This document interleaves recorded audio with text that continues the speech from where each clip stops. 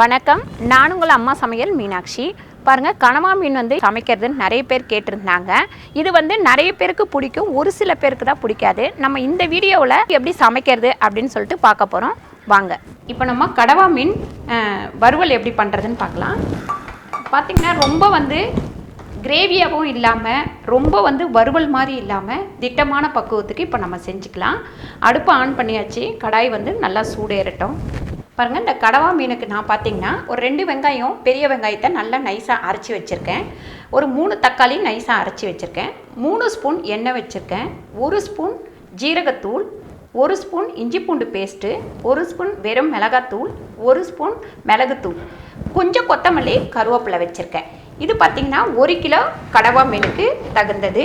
பாருங்கள், இந்த 1 கிலோ வாங்கிட்டு வந்தோம் அப்படின்னா ஒரு 1/2 கிலோ தான் நமக்கு தேரும். இதில் உள்ள வேஸ்டேஜ் எல்லாம் போயிட்டு ஒரு 1/2 கிலோ, ஒரு 600 கிராம் அந்த அளவுக்கு தான் நமக்கு தேரும். இதை நல்லா நான் க்ளீன் பண்ணி எடுத்து மஞ்சத்தூள், உப்பு இதெல்லாம் போட்டு க்ளீன் பண்ணி வச்சுருக்கேன். இப்போ நம்ம எண்ணெய் போட்டுக்கலாம். பாருங்கள், எண்ணெய் சூடாகிட்டு இருக்கும் போதே நம்ம இந்த இஞ்சி பூண்டு பேஸ்ட்டை இதில் போட்டுக்கலாம். அடுத்து பார்த்திங்கன்னா இந்த வெங்காயம் பேஸ்ட்டு, அதாவது ரொம்ப நைஸாகவும் இல்லாமல் ரொம்ப கொறுன்னு இல்லாமல் மீடியம் சைஸில் இதை அரைச்சிக்கோங்க. கொஞ்சம் தீயை குறைச்சி வச்சுக்கோங்க, குறைச்சி வச்சுட்டு பண்ணுங்கள்.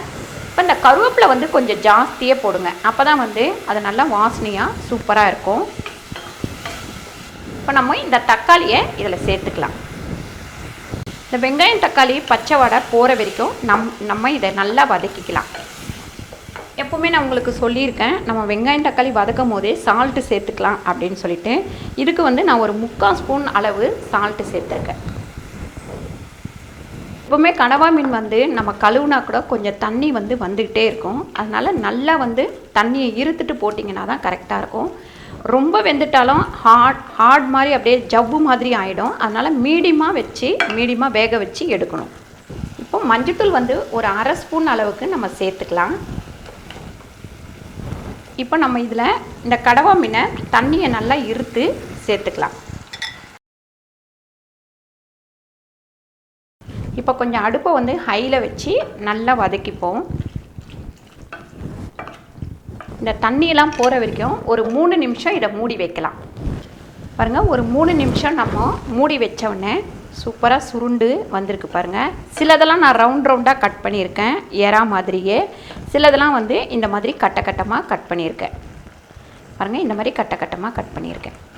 நீங்கள் அதிகமாக இதுக்கு தண்ணி ஊற்ற தேவையில்லை. இப்போ இதில் வந்து நம்ம ஜீரகத்தூள் சேர்த்துக்கலாம்.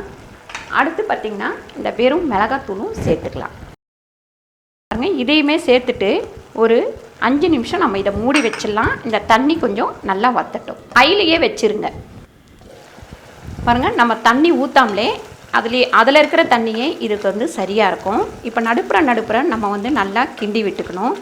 இந்த தண்ணி ஃபுல்லாக வத்துறோடனே நம்ம மிளகுத்தூள் போட்டு நல்லா ட்ரை ஆக்கிக்கலாம். இன்னும் ஒரு 2 நிமிஷம் நம்ம மூடி வச்சிடலாம். பாருங்கள், தண்ணி ஃபுல்லாக வற்றி நல்லா ட்ரை ஆயிடுச்சு. இப்போ இதில் கடைசியில் நம்ம இறக்கிறதுக்கு ஒரு 2 நிமிஷம் முன்னாடி இந்த மிளகுத்தூளை சேர்த்துக்கலாம். அந்த மிளகுத்தூளோட வாசனை சூப்பராக இருக்கும். நல்லா வந்து கொஞ்சம் ட்ரை ஆகட்டும்னு சொல்லிவிட்டு நம்ம எடுத்துக்கலாம்.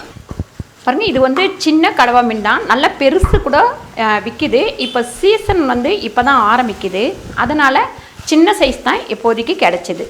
பாருங்கள், கடவா மீன் வந்து வறுவல் ரெடி ஆயிடுச்சு. இப்போ இதை நம்ம வேறு பாத்திரத்துக்கு மாற்றிக்கலாம்.